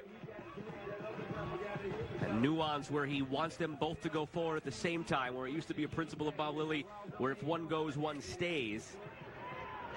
Long throw comes in, foul called against Hartford. We talked a little bit about it in the first half, but that was really the big tactical switch. Under Bob Lilly, if one wingback would go, one would stay defensively, and whoever it was in the midfield, in most cases Bradley Sample, would join the attack. Charles All would then pop out to the other wing. Now, under Rob Vincent, if one wingback goes, he encourages the other to go as well, and asks for Bradley Sample or whoever that midfielder is to drop back. This also has a domino effect of keeping Charles All in the number 10 position in the middle, where he's more comfortable. So slight little tweak, nothing crazy, nothing that's going to change the shape or the overall outlook of Pittsburgh, but little nuances and trends within. Mertz, laid off to Griffin. Charles All turning. All dribbling around a down Hartford player. Etu works his way out of trouble, brought down. Free kick for Pittsburgh. You can see the pushing and the shoving, and it's really beginning to take off now. Here we go. Referee's going to have his hands full. Elio Adeguin. You sense it's been boiling up, and now the verbals are flying back and forth, and every tackle has a player rolling over or somebody pointing fingers. So I think we're in for a treat here at the end. It's going to get really chippy. See, that shove is unnecessary from Augie Williams, but you also mustn't respond to it if you're the opposition. And the crowd are having their say from the touchline as well. That's what you want, though, in the playoffs. You want the intensity. You want to see this passion. You don't want lines to be crossed, but this is what you live for as a player once it gets down to these moments. For one of these teams, they won't be taking the field again until next March. The other will take the field possibly at home next week against Detroit City, if current results hold. Etu, corner, brought to you by Cohen Markets. Again, we go back to the importance of set pieces. When you can't break down a team in normal play, sometimes just getting a near post flick on, and then once you do get a near post flick on, nobody knows where the ball's going. So then the possibility of getting ahead. Look at the fans. They're really getting pumped up now.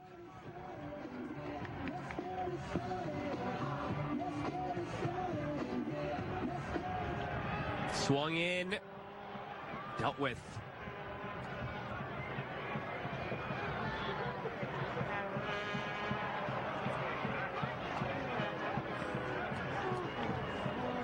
Enter the Prince Tires Family Game Day Kit Sweepstakes for a chance to win a prize pack worth up to $4,000. Scan the QR code on the screen to enter today.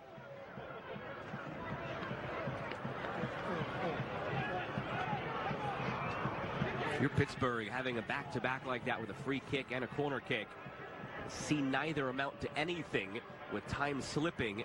Those are the moments that you remember all of a sudden if it goes the other way tonight. Opportunities squandered. Hardly tested. Anthony Siaha made that one terrific save in the first half. That's been it.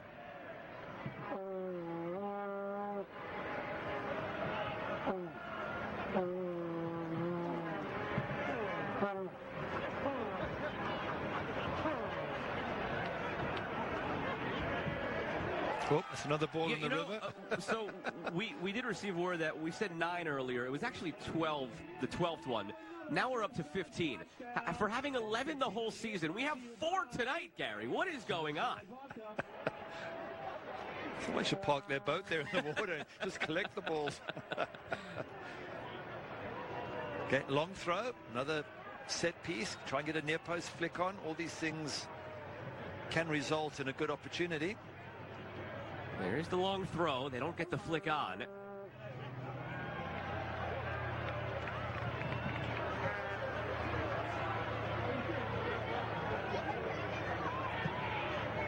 Siaha launches it long again. Will Hartford start taking more of this approach? Being direct, sending it long, trying to see if Mishi and Galina can make something special of it. After tonight's match, players will be signing autographs on the pitch. He just needs one chance in Galina with his pace. Just one through ball, one opportunity to get behind that back line.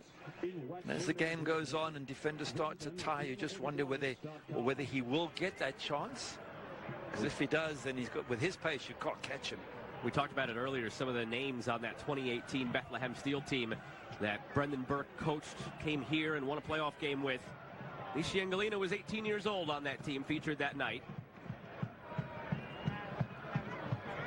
Wow, he has been around a long time then, hasn't he? Still just 25 years of age, but he's been around the block now.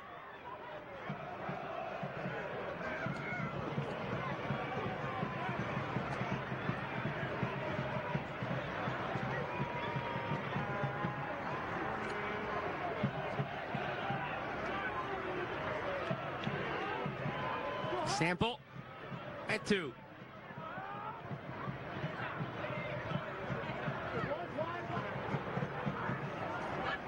Danny Griffin opens up for Perrin Barnes. Threaded through, flag stays down, chance here, blocked. Charles All was through. Wow. That is a good chance for Charles All, and he's been scoring a couple of goals here and there.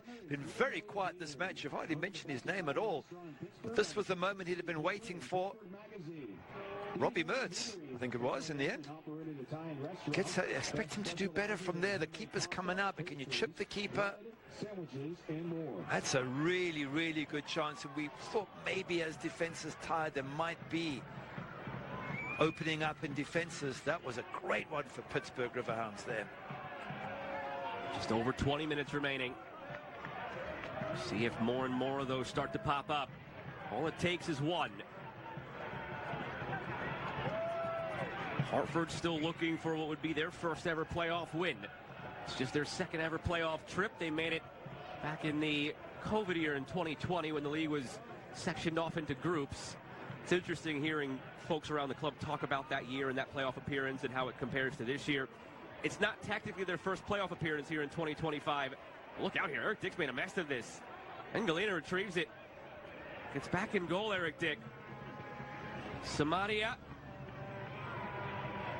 with the outside of the boot. Eric Dick comes away with it. But that year, they almost sort of forget it. That was the year where everybody was grouped off differently, and the luck of the draw based on the geography in the COVID year, Hartford was grouped in with the likes of all the MLS 2 sides. So it was almost sort of an empty playoff appearance. They got there, they lost their only playoff game, and that was it. So it was a forgettable year. It's not one that they really ever pounded their chest about. For all intents and purposes, they've been treating this year as if it was their first ever playoff appearance, their first true one. And they are still looking for that first playoff victory. Could that come in the next 20 minutes against the grain, against the run of play? And against a team who qualified now for the 8th time in a row, which only Lou City's done better than that. So Pittsburgh Riverhounds really have had a fantastic consistency. The only problem is when they've made the playoffs, they haven't often gone much further. I'm sure that's something that Rob Vincent would like to change here tonight. 20 minutes to play.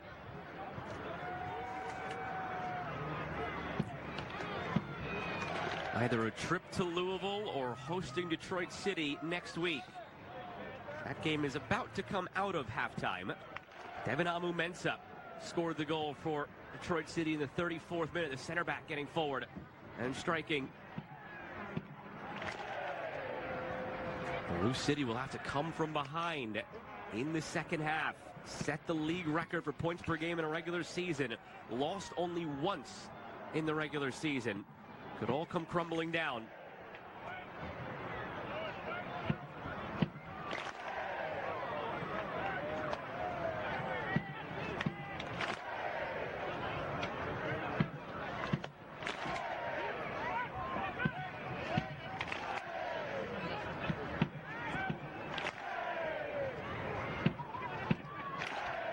It's a little bit scrappy at the moment, isn't it? And I think with 20 minutes to go, normal time, players start to worry that they don't want to make the mistake that settles this game, because you have a sense as a player that one goal probably now might be enough, so you don't want to be the one who messes it up.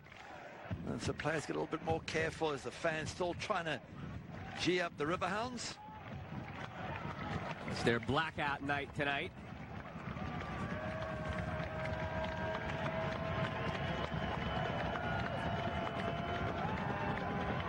Flex here for Mertz. So much traffic in the box right now.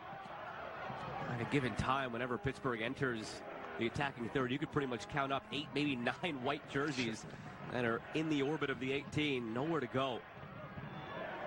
They've done a good job, Hartford, of getting numbers behind the ball, to your point. They really have. Problem is, it's taken away from their attacking ability. Just haven't done much going forward. They've got so much talent, but it's been such a focus on defense, which again is understandable. It's a knockout match. You know, if you keep a clean sheet, your chances are you're going through to the next round. So that's always the priority for both coaches.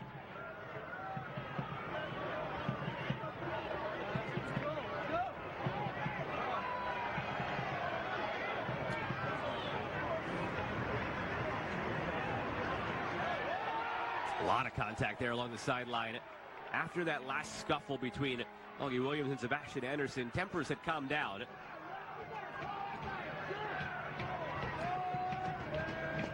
Player down now for Hartford.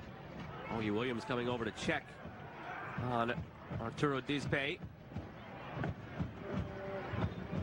Asking for the trainer to come out. Those two have had some good battles tonight already.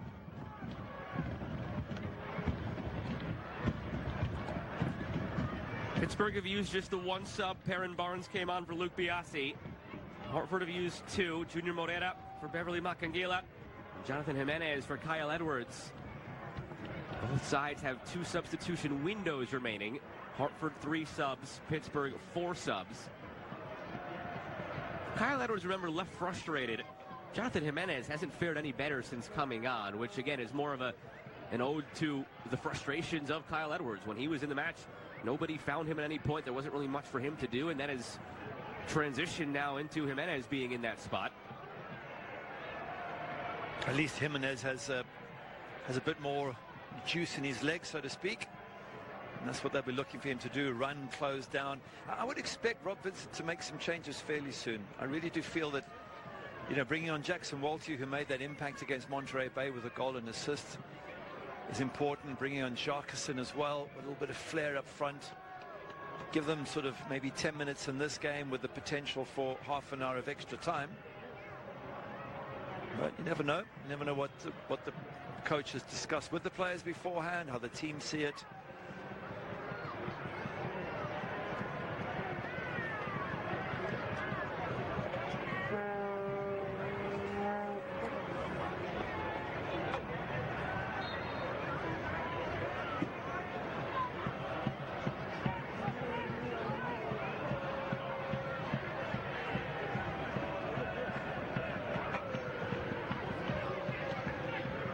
Looking ahead to Augie Williams.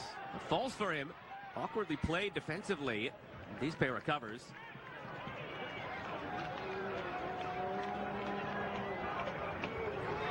At 2. Good cut from Sebastian Anderson. Heads him off of the pass. Out for a goal kick. 15 minutes remaining of the 90. Possibly 45 remaining altogether, if things are going the way they're trending. It's tense there, no question about it. The players are tense, the coaching staff's tense, fans as well.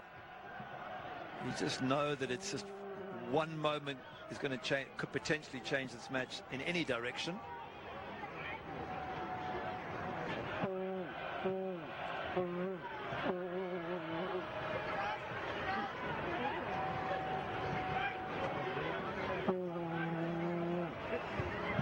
Engelina.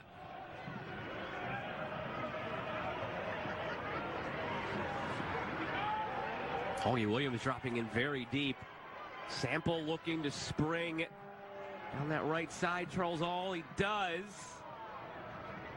More good defending by TJ Prestis.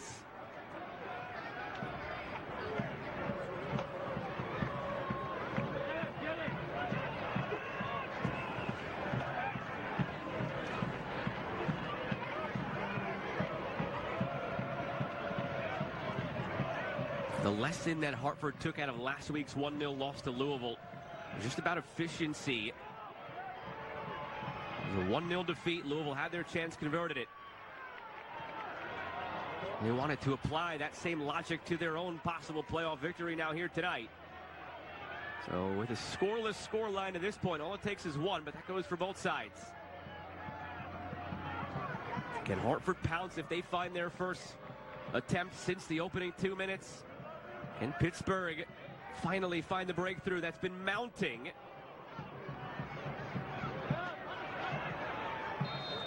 You can't watch the match, turn on Sirius XM FC 157, North America's only 24/7 source for engaging soccer talk. That includes USL All Access on Tuesday nights, plus live matches from the USL, MLS Premier League, and more. That's all on Sirius XM FC 157 and the Sirius XM app. Got emotional this week. It was Flores Lasso and Leo Fernandez talking about their retirements, some teary-eyed hosts, some teary-eyed interviewees. So you never know what you're going to get on All Access. I think I know what might be leading the conversation next week. if things continue the way they are. Lou City still trailing Detroit City now 7 minutes into the second half. And we will see a change now on the Pittsburgh side. That'll be all for Charles All. He'll be replaced by Jackson Walty.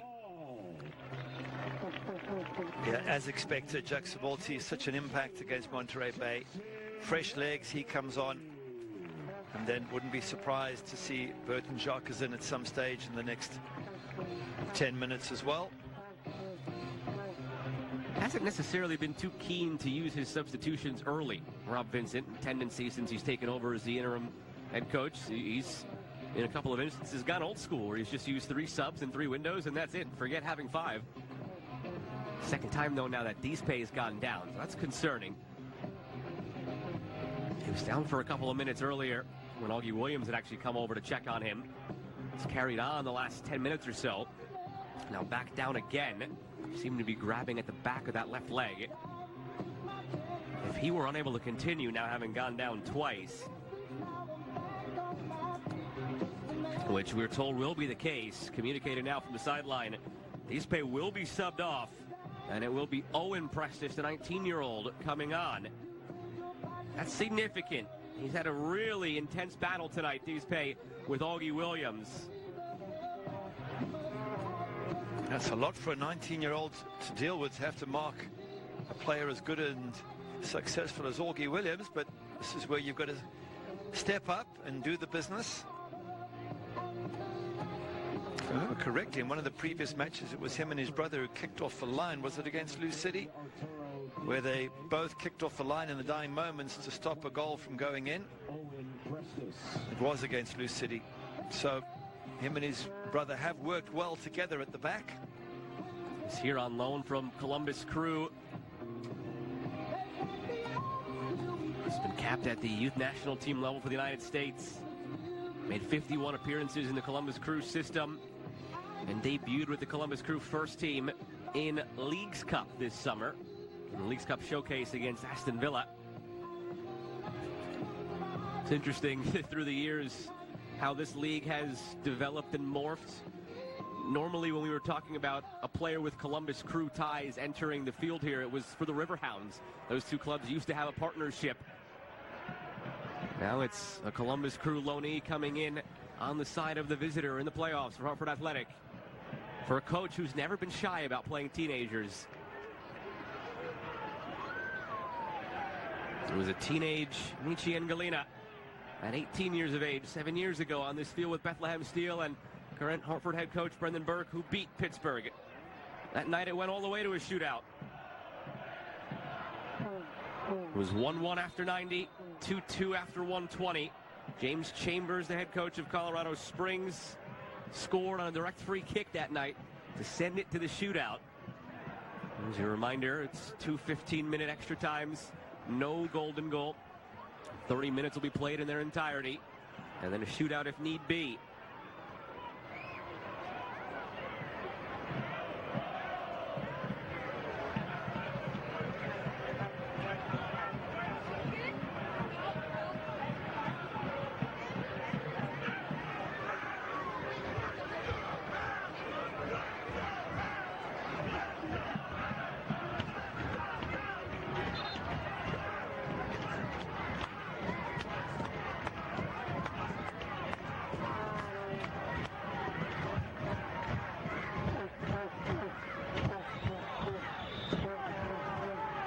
Good step by Sample.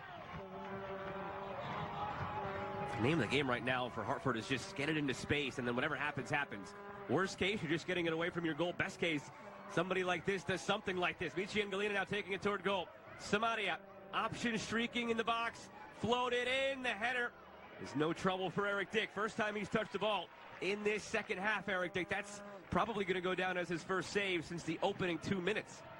That's a header from Samuel Carriaga.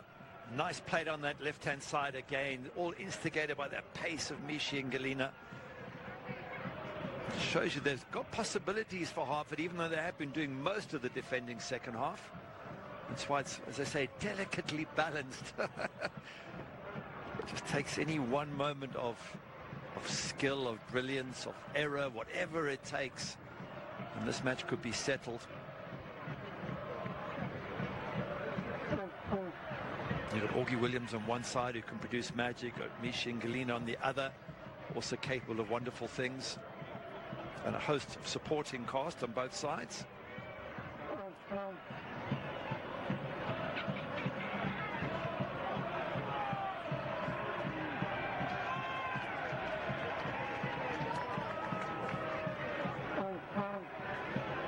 Well, it's been a lot for Rob Vincent, if this is what his 4th match since becoming acting head coach at Pittsburgh. You've a couple of tough games. Last one was Phoenix, away at Monterey Bay with a good win. A win before that, now a playoff match.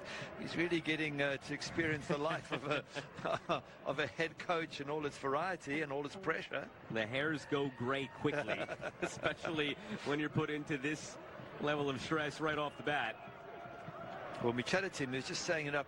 The difference from being that to a sort of deputy coach is, he said, I've got to be the one to put the game plan together. It's my decision.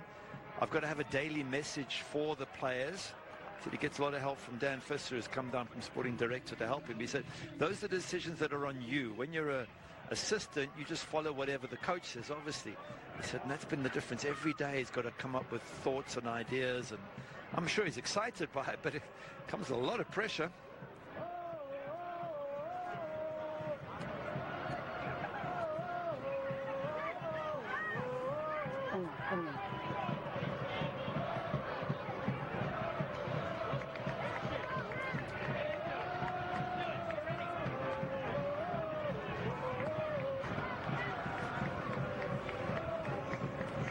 This is around the time of the game where Pittsburgh conceded to Detroit City 2 years ago, when they were the Players' Shield winners and Detroit City came on the road and won it 1-0. Oh, that sounds familiar as to what's brewing elsewhere right now.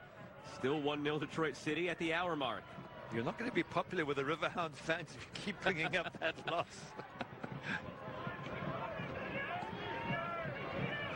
Although maybe they would enjoy the company of having somebody else meet the same fate if Louisville City were to lose.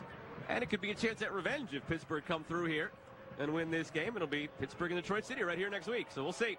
Etu, Vactor. Center back got forward, but lacked the end product. Fish out of water a bit there for Vactor. A good little half chance, wasn't it, in space? Just sort of creating a few little half chances here on the home side.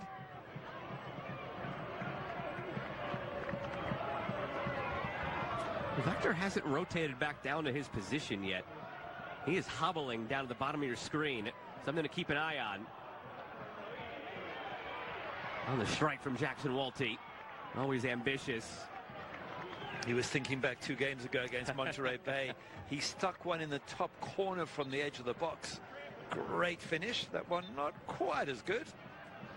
The microphone down on the field picked it up for us. Vactor cramping, and you hope that's just all it is. That's what he shouted over toward the bench.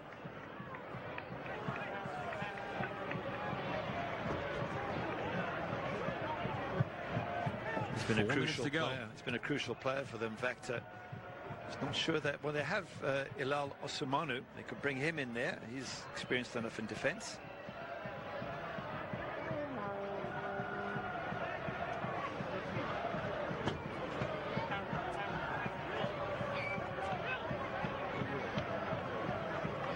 Pittsburgh have used 2 subs and 2 windows.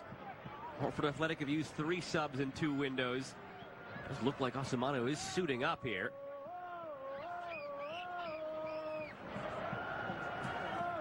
And we are told that sub is happening. So that'll be the 3rd sub and 3rd window for Pittsburgh, meaning they won't be able to make another one now until extra time, if we get there, when the sides would get an additional window and sub.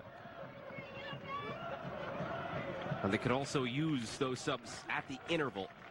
So the 2 subs they currently have under normal 90-minute circumstances would go away. They could use those 2 subs during that interval between the 90 and the start of extra time, plus getting that bonus 6th sub. But this is certainly not what they had in mind. The back 3 of Idrach, Suber, and Vactor that has been so stable all year for Pittsburgh. Ilal Osumanu is a very capable veteran replacement here. but you're just adding a variable now on that back line for Pittsburgh. And in a situation where the slightest misplay or misread of a situation, and right away the ball finds it in Osimano's area, that's all it could take right now. You don't want to introduce too many of these variables.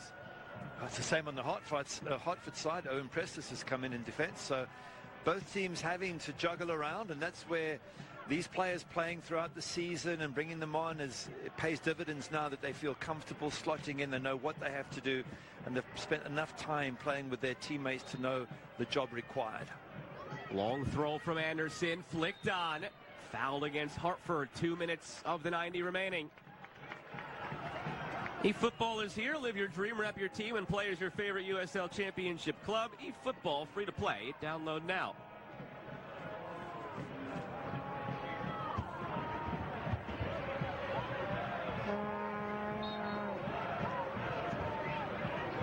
Looks like these fans and everyone watching and ourselves are in for an extra 30 minutes unless something magical happens soon. It has been very tight. There's just been so little. Is that a handball? No. Been so little between these two teams over 90 minutes. The referee acknowledged it, but played the advantage on that handball. Jimenez, Hairston going the wrong direction. Foul goes against Hairston as he brings down Augie Williams. Could be seeing a card here as well. Oh, Hairston thought that he was fouled by Augie Williams. Instead, he's shown a yellow for fouling Augie Williams. I wonder if he has a case. I'd like to see that again. And it's so tough for referees. We've got to be fair. I'm not sure what happened there. And Eligio Arreguin has to make an immediate decision. Let's have a look here and see who tackles who first. That's Hairston. He stuck out that right leg. He did. Trying to be sneaky about it. Yeah. The 31-year-old veteran has seen a lot of time in MLS and USL Championship. Bad injury luck last year, but once he got healthy, he became a centerpiece of the Hartford midfield. Brendan Burke did pick up a yellow card of his own there just for good measure as we're in the 90th minute. Had to have figured both these coaches and teams were really going to be in it for the long haul here tonight, knowing this game could very well go the distance. Candidly speaking, you and I, as we looked at all of the playoff matchups coming into the week, and we, went about our possible predictions amongst ourselves, the one thing we said about this game is it really has penalties or 120 written all over it, and we're starting to trend that way. 9 minutes of stoppage time, though, is shown on the board. Well, that's not a good look for Hartford. Pain on the face of Engelina there, pointing to his thighs, so that could be a big loss for them should he not be able to continue. And they would still be able to make that sub. Remember, it's Pittsburgh that have used the 3 windows and 3 subs. Hartford have used 3 subs, but only 2 windows. So if they need to take him off here, they have the ability to do so. Still haven't seen Haji Berry. Have to imagine whether it's here. Hopefully not. Hopefully Engelina could carry on. But whether it's here or it's in extra time, we'll be seeing Haji Berry at some point. MVP and Golden Boot winner in 2021. Still has ample opportunity to leave his mark tonight. Coming over for instruction, Owen Prestis, the 19-year-old who subbed on for the injured Arturo Dispe. He mentioned, Gary, that it's been tight between these sides. The numbers bear that out. The combined